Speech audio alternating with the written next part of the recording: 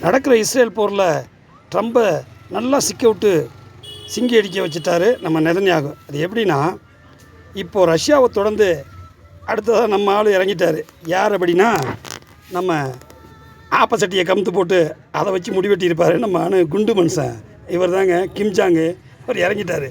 என்ன சிக்கல் அப்படின்னா, அமெரிக்காவுக்கு நார்த்து கொரியா நேரடியாக இறங்கி ஈரானில் சண்டை போட்டாலும் நார்த்து கொரியா மேலே இவங்ககிட்ட எத்தனை வகை ஆயுதங்கள் இருந்தாலும் அமெரிக்காவால் தாக்குதல் தொடுக்க முடியாது. ஏன் அப்படின்னா, இவங்க ஒரு தாக்குதல் தொடுத்துட்டா கூட நார்த்து கொரியா என்ன பண்ணுன்னா, இருக்கவே இருக்குது ICBM, inter continental ballistic missile. அதை வச்சு நியூக்ளியர் பாம்பை வச்சு நேராக அவர் அமெரிக்காவுக்கு அனுப்பிடுவார்.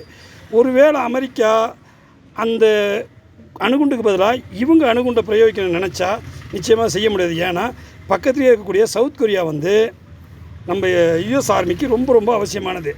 அதை தாண்டி அதுக்கு பக்கத்தில் இருக்கக்கூடிய ஜப்பானும் அமெரிக்காவுக்கு ரொம்ப வேண்டப்பட்ட நாடு. அதனால் கையை பிசைஞ்சிக்கிட்டு இப்போ டொனால்ட் ட்ரம்ப் நிற்கிறாரு.